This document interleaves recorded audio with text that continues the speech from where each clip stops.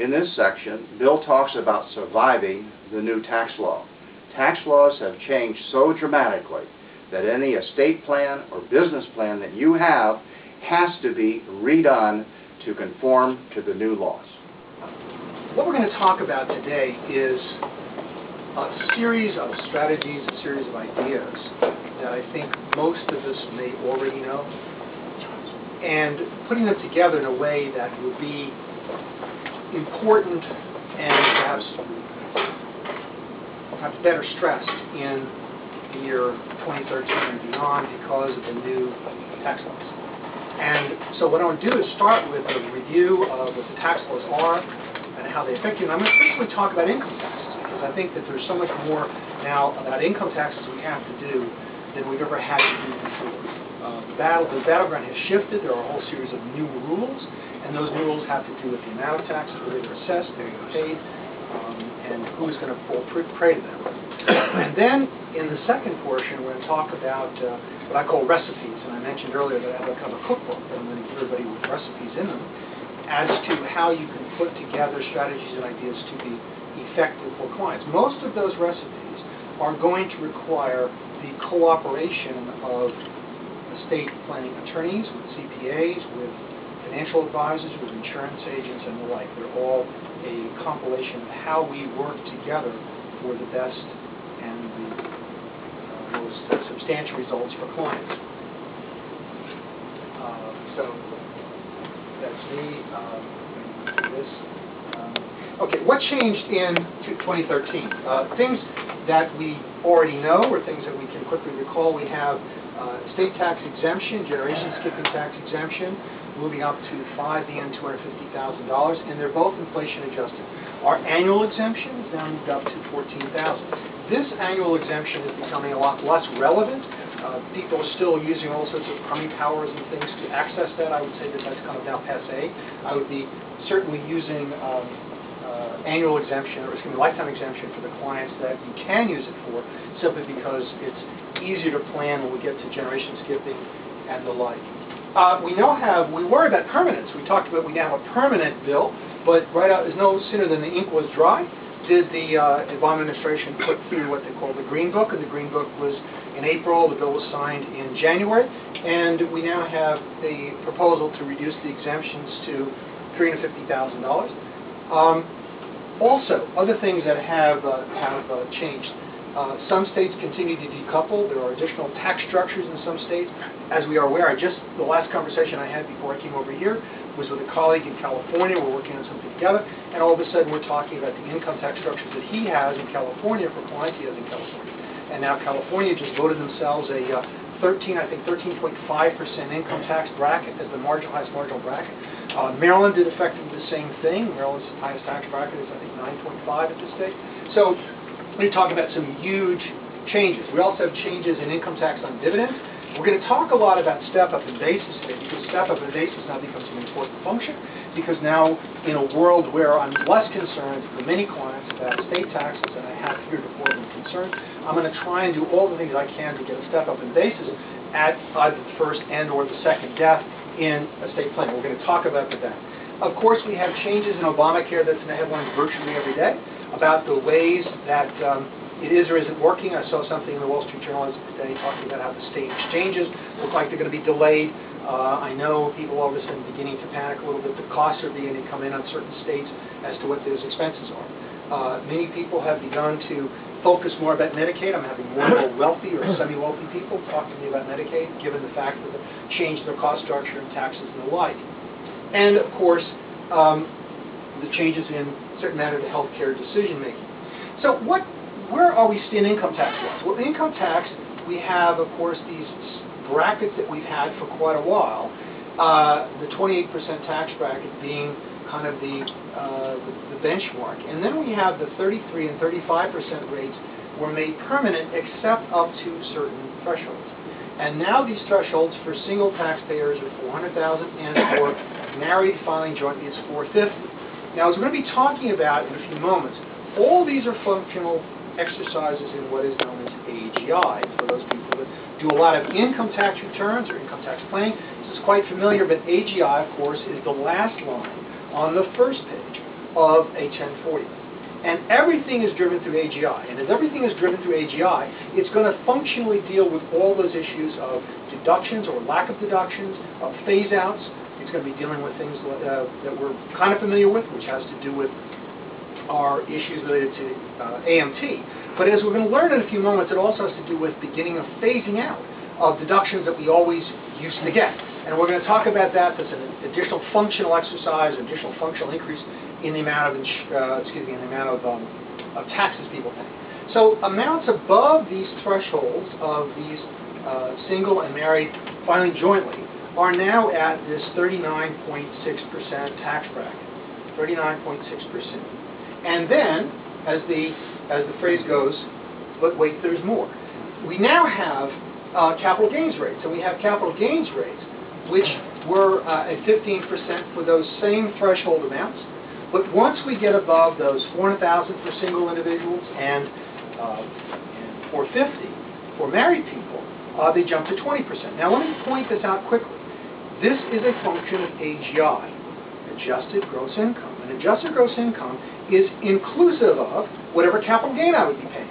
So if you had someone that in their lifetime, a farmer, a business person, never earned more than $120,000, $150,000 as an individual or as a couple, in the year in which they sell their business, in the year in which they sell the farm, in the year in which they do anything, they are automatically the wealthy. And when they are the wealthy, they're now at this higher tax bracket.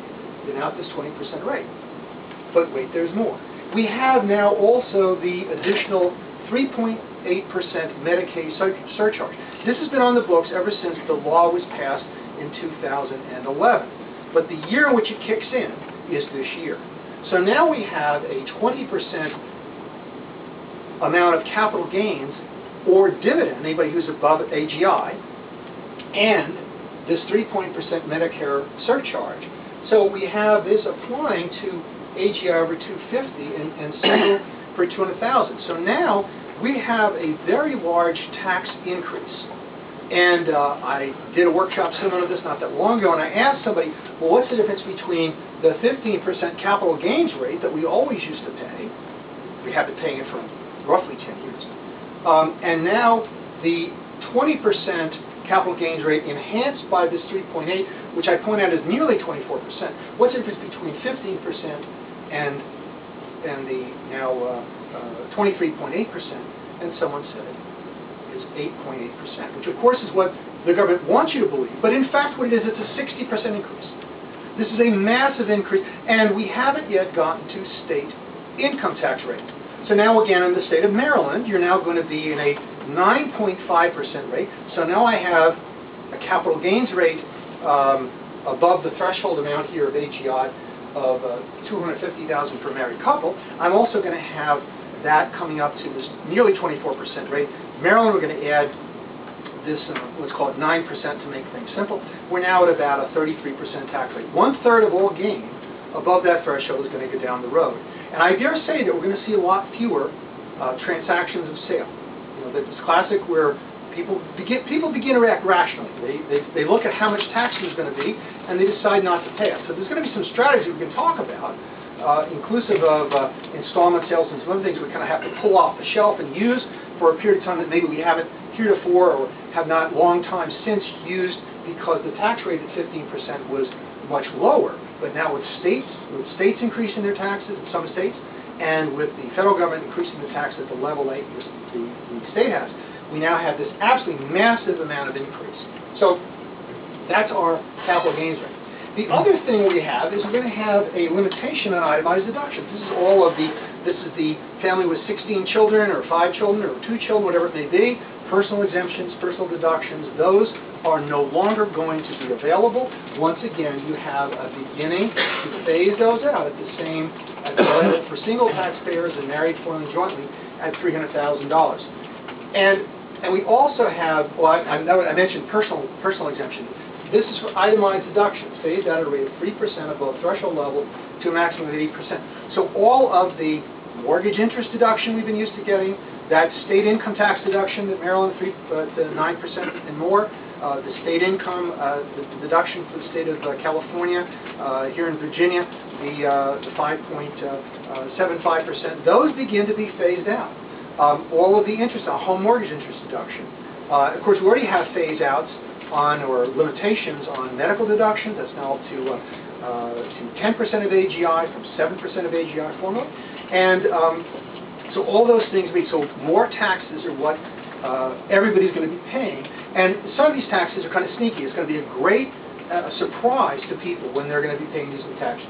So we already have phase out for investment interest, medical casualty deductions, and gambling losses. Personal exemption, same basic strategy. All those, as I mentioned, the number of children one to have and the aspects associated with that. That is the issues related to our personal exemptions. Those no longer become available. And it is a big thing when we begin to structure. So I think that when people are talking about saving money, it's going to cause a lot of people who begin to do things normally for clients and planning, you're going to have to run some, even more than before, a series of dummy tax returns just to see exactly how that kicks in. It's going to be very important to deal with that. Okay. So again, here's where the personal and phase-out range vary from the jointly phase-outs beginning at $300,000 and phase-out ends at $422,000, meaning that between this number and that number, all of a sudden, those deductions have gone away. It's a pretty quick number in terms of phasing out. So once you're a client above $422,000 of income for married couple, and remember that, ladies and gentlemen, this is AGI. This may only be in the 1 year that somebody actually sold the farm, sold the business, whatever, sold those securities, made a big gain, maybe had a tender offer for something that was kind of out of their control. All of a sudden, they're going to find that these deductions no longer work the way they did. They're going to say, oh, it's not a problem because I'll prepay my state income taxes I always had. That's not going to work. I'm going to begin to take deductions for other items and phase out and make larger charitable deductions. Again, these are going to be phased out. The implications of these are far more than what we're going to be able to discuss today, but it's important that we have these and have them structured and understand how and where they work out.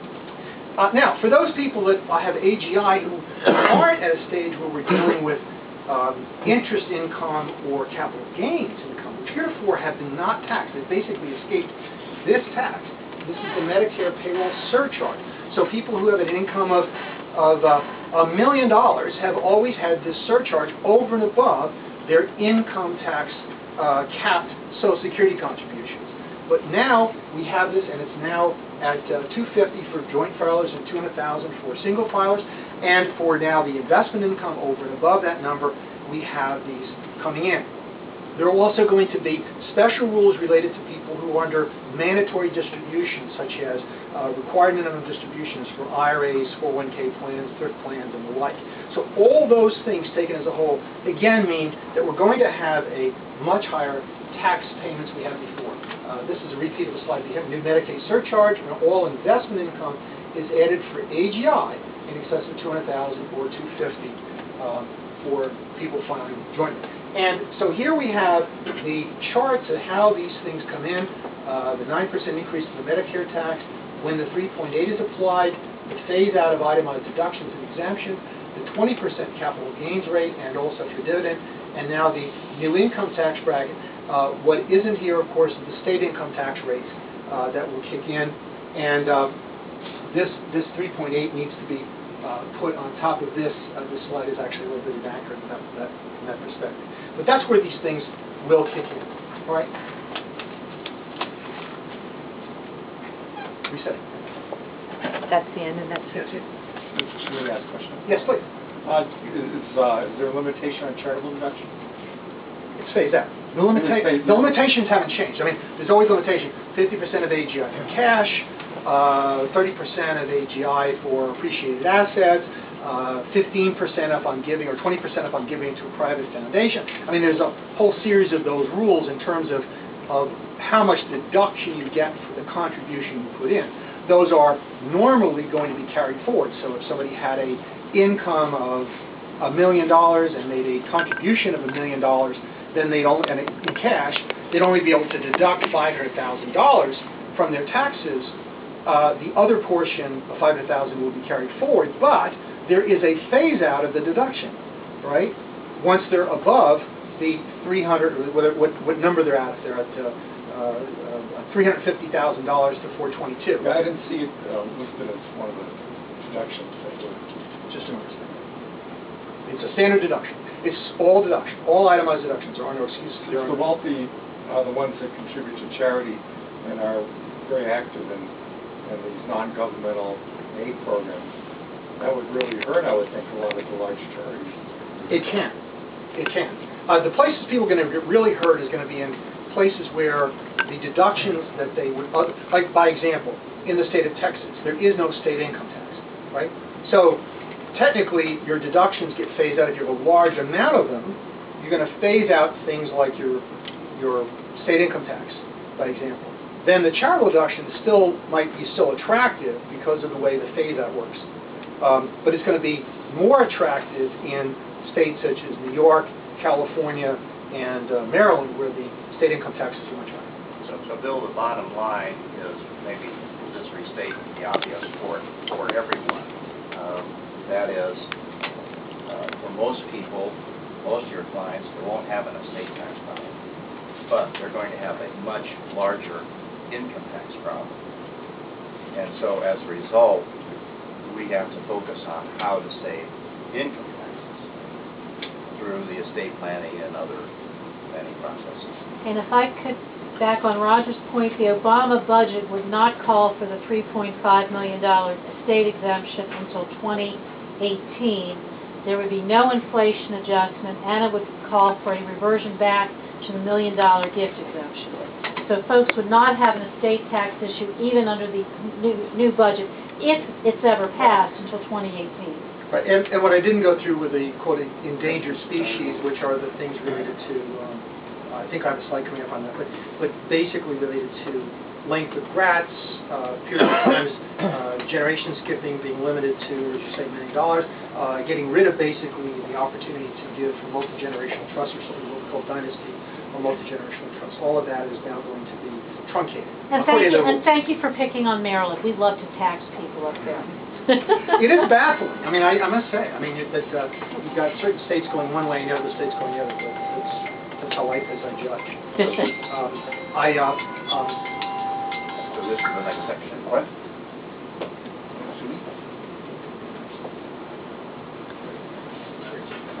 Bridget, I'm sorry, I crossed you up there before. I realized I cut off a little. Yeah. Okay. All right, so now we're starting the next segment. yeah, we'll just do this next Okay. segment. So what we